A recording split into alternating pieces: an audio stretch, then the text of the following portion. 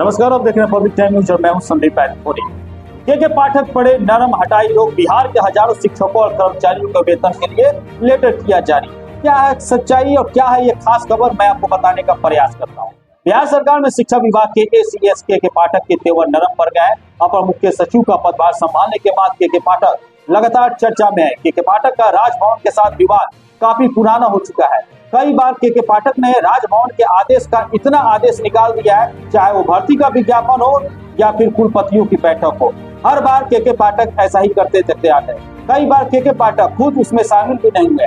वहीं दूसरी ओर कुलपति के पाठक के बुलाने के बाद भी शामिल नहीं हुए। के पाठक ने लगे हाथ यूनिवर्सिटी के प्रोफेसरों, शिक्षकों और कर्मचारियों के वेतन पर भी रोक लगा दिया। यहाँ तक कि शिक्षा विभाग की ओर से बैंक के खातों पर भी रोक लगा दिया गया। लेकिन अब यूनिवर्सिटी के हजारों कर्मचारियों के लिए बहुत बड़ी खुशखबरी है। जी हाँ, ये खुशखबरी जानने के बाद, सुनने के बाद आप भी खुशी से पागल हो जाएगा।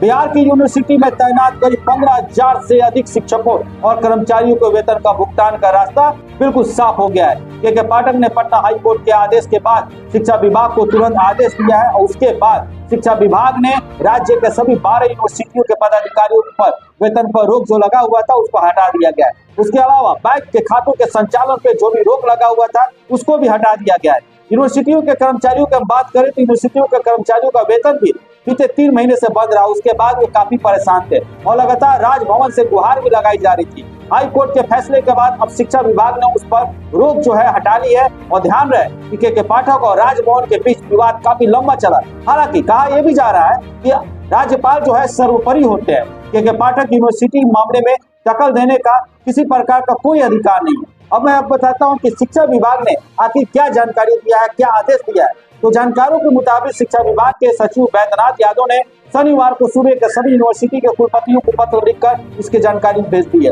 उन्होंने बैंक प्रबंधन को भी पत्र लिखकर बिहार सरकार के फैसलों को सही जानकारी दी है। शिक्षा विभाग ने ये पटना हाईकोर्ट के निर्देश के बाद ये कदम उठाया। ध्यान रहे कि शिक्षा विभाग ने विभागीय बैठक में पूर्व में बुलाई हुई थी और इस बैठक में कुलपति नहीं पहुंचे थे। इस अवहेलना से के पाठक काफी नाराज हो गए थे। उन्होंने यूनिवर्सिटी के खाता संचालन पर भी रोक लगा दिया था।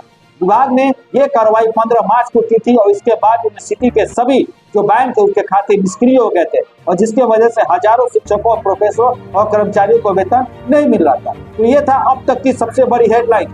मैं आपको बताते चलूं कि इस हेडलाइंस में कोर्ट ने शिक्षा विभाग की इस मामले को लेकर, चूंकि क्या है कि वेतन रोक दिया गया था, फिर उसको पारित कर दिया, तो कोर्ट का क्या आदेश है आइए उसके विषय में भी आपको बताता हूँ।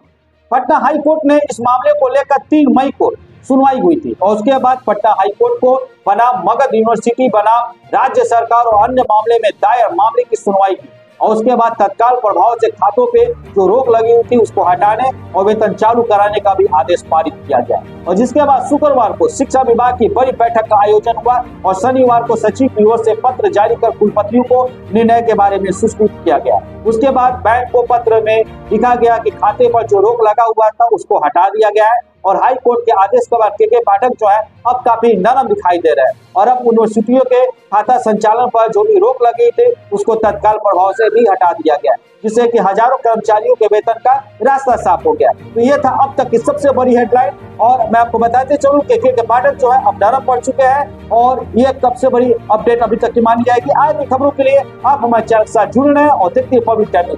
जय हिंद।